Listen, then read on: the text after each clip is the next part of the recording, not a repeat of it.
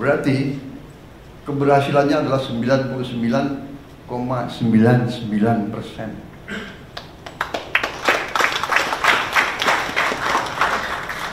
Dalam kehati-hatian itu, salah satu juga yang kita bisa dan boleh bangga adalah kita melaksanakan penghematan besar-besaran.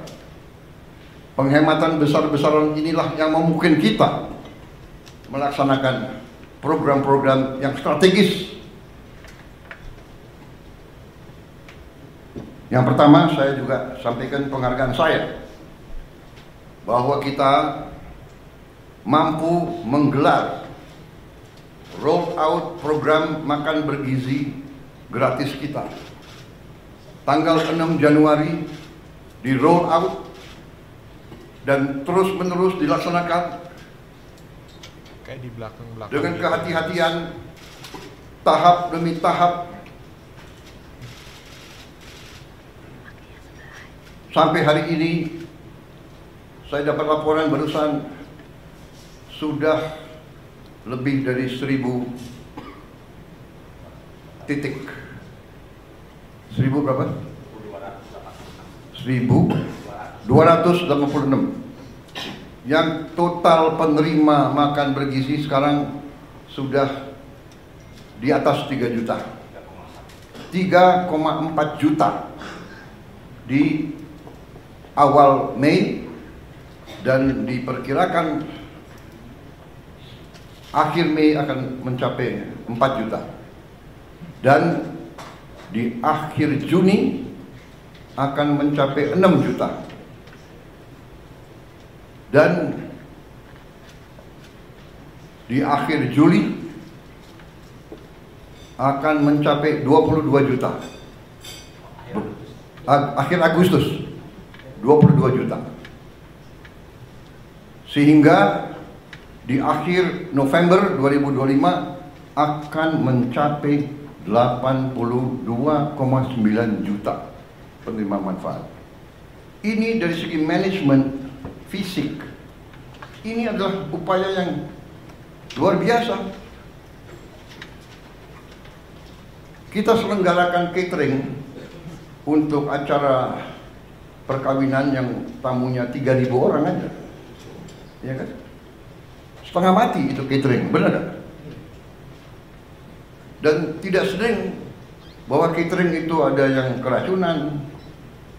Makan biasanya catering itu kalau di kawinan catering makannya ya begitu-begitu aja kan.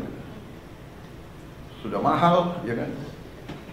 Saudara-saudara, hari ini memang ada yang keracunan. Yang keracunan sampai hari ini dari 3, sekian juta, kalau tidak salah di bawah 200 orang. Yang nginep, yang rawat nginep hanya 5 orang.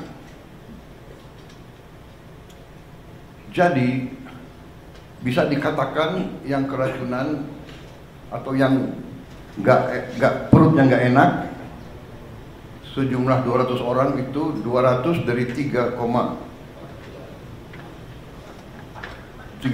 sekian juta, kalau tidak salah adalah 0,005. Berarti keberhasilannya adalah 99,99%.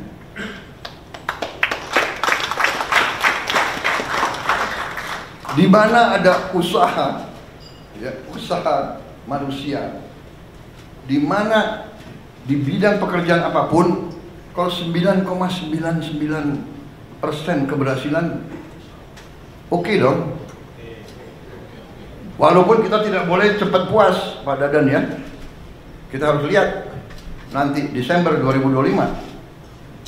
Tapi saya hargai karena Kepala Badan BGN dan seluruh jajarannya mengatakan, Pak, sasaran kita adalah zero penyimpangan, zero kesalahan. Dan kita mengerti, tidak gampang. Di dapur itu yang bekerja 50 orang, satu dapur yang bekerja 50 orang. ya kan? Yang saya sidak bagus, pakai tutup kepala, sarung tangan, baju kayak apa itu? APD.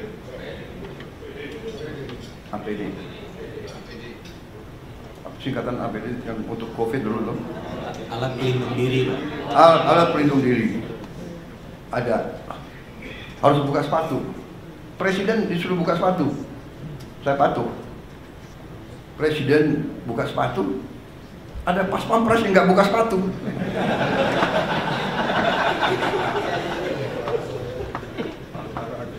Dia semangat harus menjaga.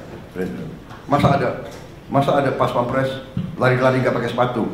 Ya tapi di dapur ya buka sepatu, ya kan? Sama kita masuk ICU, nggak ada alasan masuk ICU buka sepatu. Tapi maksud saya adalah ini adalah sesuatu prestasi. Saya sendiri terus begini. Jadi makan bergizi digelar yang orang tidak mengira, banyak yang tidak mengira, banyak yang nyinyir, banyak mengatakan impossible. Nah itulah kita buktikan dengan niat baik, dengan tekad, dengan menggunakan rumus-rumus yang benar. Pemerintahan itu matematik kok. Kalau niat baik, rumus benar, pelaksanaannya bertekad yang baik, insya Allah akan mencapai sasaran. Tapi kalau kita punya niat yang tidak baik, pemimpin sudah datang niat untuk cari kekayaan dirinya, kekayaan kelompoknya, kekayaan partainya, nah ini pasti menyimpang. Sudah pasti. Tidak usah orang pinter untuk menilai seperti itu. Makanya saya terima kasih. Ini sesuatu yang objektif. Makan bergizi berjalan. Apakah ada kekurangan? Ada. Dan kekurangannya itu juga karena adat istiadat budaya kita juga. Saya masuk satu ruangan anak-anak 30 orang, yang 20 mau pakai sendok, ada 10 yang nggak mau pakai sendok. Ya, tidak salah dia terbiasa makan tidak pakai sendok, tapi kita mendidik dia, kita mengajarkan dia cuci tangan. Jadi bisa saja yang keracunan adalah hal-hal seperti itu, hal-hal sepele, tapi mendasar. Dan mungkin gurunya ya sayang sama anak-anaknya, dan mungkin juga dalam paket itu kepala BGN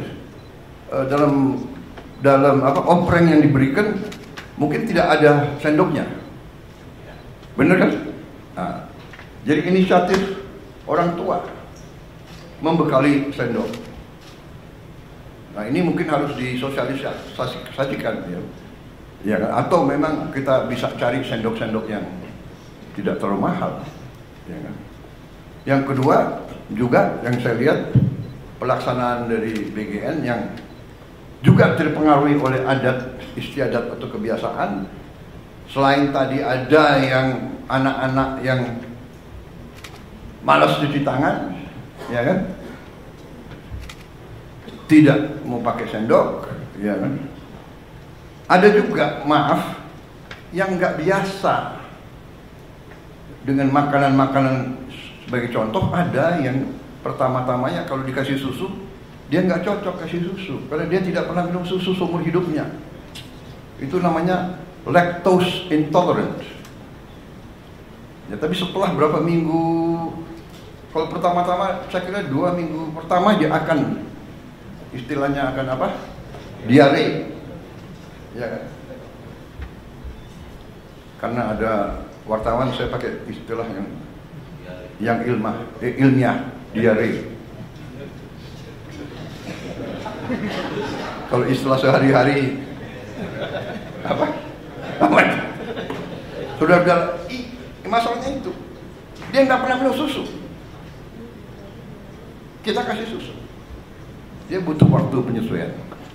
Tapi on the whole, makan bergizi ini adalah sesuatu yang menurut saya cukup membanggakan. Banyak pimpinan negara datang ke Indonesia yang dibahas antara lain makan bergizi. Saudara-saudara.